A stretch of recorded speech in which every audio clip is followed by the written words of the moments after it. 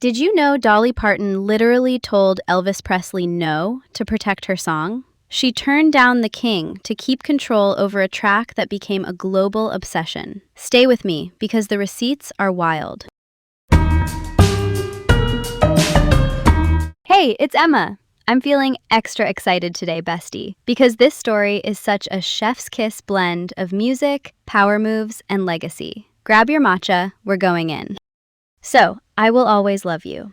Dolly Parton wrote it in the early 70s as a goodbye to her mentor, Porter Wagner, a huge Nashville TV star and her business partner. She recorded it and released it in 1974, and it went #1 on the country charts. Then, she re-recorded it in the early 80s for a movie, and it hit #1 again, which is not normal. And then, 1992 happens. Whitney Houston in The Bodyguard turns this delicate country ballad into a world-devouring pop epic. 14 weeks at #1 in the US, and #1 basically everywhere. It's giving forever anthem.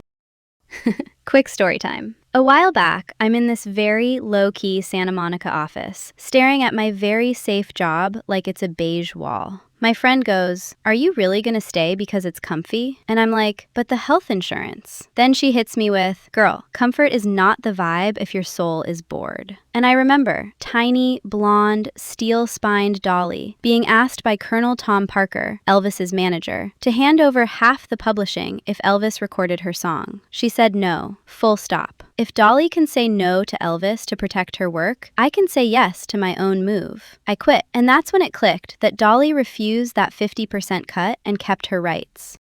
Okay, let's unwrap this. Publishing rights, LE5. That's the ownership of the song's composition. If you give it away, every time the song earns money, radio, streams, covers, you split that pie. Colonel Tom Parker was notorious for demanding half for Elvis projects. Dolly said absolutely not. She even said she cried all night after, but later joked Whitney's version made her enough money to buy Graceland. That decision is the move. It's main character energy before we had the phrase. Origins and impact, quick and clean. Dolly wrote it in 1973 as a respectful goodbye, not a messy breakup. That's unusual for country then. It's a woman initiating a split with kindness and clarity.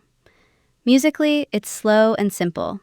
Think of it like the little black dress of songs. It fits country fiddle, pop orchestra, even a club beat. That minimalist backbone is why it shapeshifts so well without losing the feeling. And BMI, which is the US performance rights org that tracks airplay, recognized it for over 10 million radio plays. Not mid at all. The people. Dolly first. She recorded in Nashville's RCA Studio B, a historic room with legends everywhere, and she keeps the arrangement very tender. She's fiercely polite about leaving Porter Wagner's show. And then the steal moment, the Elvis ask, the no, and the grace to let the song live beyond her. She later said she prefers Whitney's version to her own, which is just like generous queen behavior. Let's talk Patti LaBelle for a sec. R&B icon with hurricane vocals. Dolly actually pitched Patti on recording I Will Always Love You before Whitney. Patti said she regrets not jumping on it. And same, can you imagine that gospel-soaked version in the 80s? Alternate timeline, slay. Vince Gill, who's a Nashville singer-guitarist with the silkiest tenor, duets with Dolly in the mid-90s. They perform it on the Grand Ole Opry, basically the country cathedral, air it on TNN, and stations start playing the performance before it's even officially a single. That's called unsolicited airplay, and it pushed the duet into the charts. Power of live TV, honey. And across the pond, there's Sarah Washington, a British dance vocalist who does a high NRG club version in the early 90s. Her label, Almighty Records, a UK dance label, leans into remixes, and London's Capital FM, that's a big radio station, hammers it. Boom. Top 12 in the UK, #3 in Spain. It's like taking a ballad to Barry's boot camp, and it still hits emotionally. That's how sturdy the song is. Now the eternal debate. Is I Will Always Love You a romantic ballad or a respectful farewell? Curtis W. Ellison, a cultural historian, frames it as a woman-willed parting. She's choosing her path without drama. Paul Simpson, a music writer, says Dolly used it to soften her professional split with Porter. But when Whitney, one of the greatest vocalists ever, takes it to the big screen, it reads as high romance to a lot of people. My take? It's both. The lyric is neutral enough to hold multiple truths. If you're leaving a job, it's empowerment. If you're leaving a person, it's closure with kindness. That duality is why it crosses genre and generation lines. Whitney era, let's go! Whitney Houston, for anyone new, absolute pop legend, making her film debut in The Bodyguard in 1992. She releases I Will Always Love You as a pop powerhouse ballad. It spends 14 weeks at #1 on Billboard's Hot 100, which is the big US singles chart.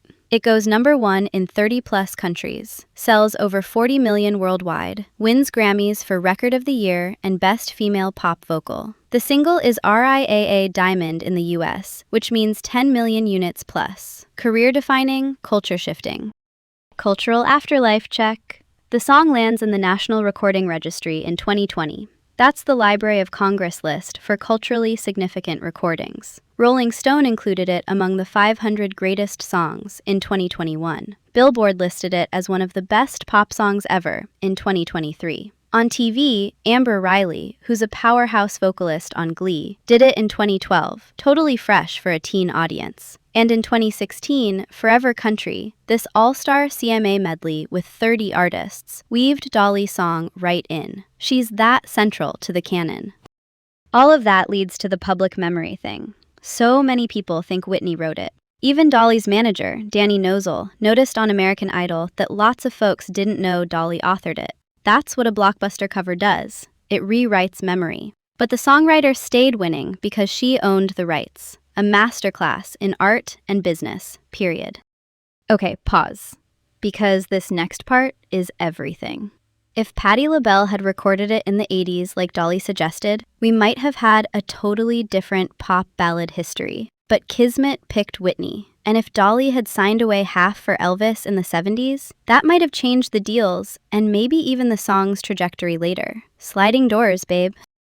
Next time, we have to talk Jolene. Yes, also Dolly, written around the same time with the redhead bank teller lore and jealousy vibes. It's messy in the most elegant way. You're gonna be obsessed. All right, we covered a lot. Remember, bestie, protect your art, protect your peace, and channel your inner Dolly. Always choose to slay your own path. Later.